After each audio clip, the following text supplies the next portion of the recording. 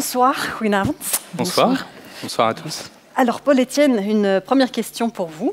Comment l'Arci Intersentia perçoit-elle son rôle en tant qu'éditeur au sein de l'écosystème en évolution? Alors, aujourd'hui, et encore plus qu'hier, être éditeur juridique, je dirais même être éditeur de façon générale, mais éditeur juridique a fortiori, c'est naviguer en permanence entre la tradition et l'innovation. Notre métier s'inscrit en fin de compte dans une temporalité qui est singulière, parce qu'on est amené à travailler sur l'histoire, sur le présent et sur l'avenir du droit. Et tous ces éléments doivent dialoguer ensemble en permanence. Alors notre rôle, il est double. Et j'ai envie de prendre une métaphore un petit peu sportive. En fin de compte, on est à la fois les gardiens et les passeurs du droit. Alors quand on est les gardiens du droit, on veille à ce que les fondements du droit, ainsi que ses différentes évolutions, soient parfaitement ancrés et soient accessibles à tous. Quand on est les passeurs du droit, on est là plus comme le joueur clé sur le terrain, et nous transmettons en fin de compte les précieux contenus qui sont faits par les auteurs, par les équipes d'auteurs, et on les transmet à toutes les personnes qui sont amenées à façonner le droit, à travailler avec le droit au quotidien. Alors oui, évidemment, il y a des changements en ce moment. On a déjà parlé de l'intelligence artificielle, mais je dirais qu'il n'y a pas que l'intelligence artificielle qui vient bouleverser notre quotidien. Il y a la digitalisation de façon globale, mais j'ai envie de parler aussi de l'open access, de la science ouverte, des défis environnementaux, Geoffroy en a un petit peu parlé, de l'ESG de façon générale, et c'est à la fois des nouvelles contraintes d'un certain côté, et d'un autre côté, c'est de formidables opportunités.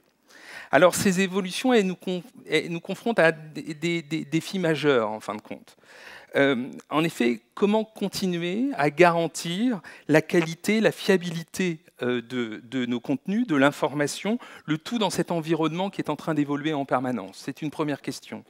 Comment concilier les impératifs commerciaux avec les enjeux environnementaux? Ça fait vraiment partie des interrogations qu'au sein de l'Arci Intersentia, on gère au quotidien. Et comment favoriser l'accès au droit pour tous? Parce que ça aussi, c'est une de nos missions essentielles. Alors pour répondre à ces questions, on a une approche qui est assez innovante et responsable, on va dire. On essaye de travailler, d'être à l'écoute, en fin de compte, des besoins du marché. Ça, c'est un point clé. De sélectionner les formats, les concepts éditoriaux qui sont les plus pertinents par rapport aux besoins de nos clients, et de déployer des stratégies, mais qui soient éditoriales, des stratégies technologiques, on en parlera peut-être un petit peu tout à l'heure, des stratégies scientifiques, des stratégies commerciales qui vont être différenciées selon les marchés. Et en plus d'être gardien, en fin de compte, et passeur du droit, et comme le disait tout à l'heure dans l'introduction Geoffroy, on se conçoit et on est de plus en plus, en fin de compte, des activateurs de la connaissance.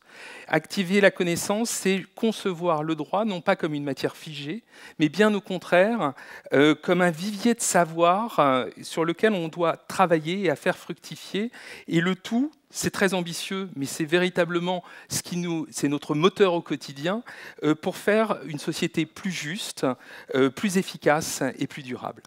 Merci beaucoup, Paul-Étienne. Margriet, als uitgeverij leggen jullie uiteraard een gezamenlijk parcours af, samen met de auteurs. Hoe beïnvloedt dit gedeelde pad de samenwerking met de auteurs? Wel, allereerst is het zo dat onze auteurs echt onze allerbelangrijkste stakeholders zijn in onze uitgeverij. Ik zeg altijd, een uitgeverij zonder auteurs, dat is een beetje als een huis zonder fundering. De relatie met de auteur is dan ook echt van primordiaal belang.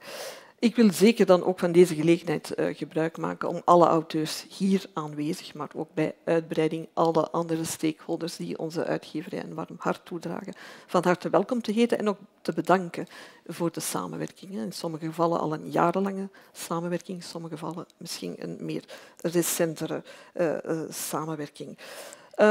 De relatie tussen een uitgever of de uitgeverij en een auteur is echt een wederkerige relatie. Het is uiteraard zo dat een uitgever een auteur nodig heeft om de juridische kennis te verspreiden. Maar ook omgekeerd heeft natuurlijk die auteur wel een uitgeverij nodig om zijn kennis, om zijn expertise te kunnen delen met de buitenwereld. En het is eigenlijk in die rol dat wij echt tot een samenwerking komen om eigenlijk de verspreiding van die juridische kennis op een wetenschappelijke manier te doen, want wij zijn wel een wetenschappelijk onderbouwde uitgeverij. En we verspreiden die kennis ook ten aanzien van eigenlijk een heel scala van doelgroepen. Dat begint eigenlijk bij de professionele doelgroepen, die actief zijn, hetzij uiteraard in de juridische wereld, maar ook binnen de wereld van accountancy en de fiscaliteit, in de corporate wereld. Dat gaat natuurlijk ook over actoren die actief zijn in de academische wereld. En zeker bereiken wij ook studenten, niet onbelangrijk, want zij zijn natuurlijk ook wel de professionals van morgen.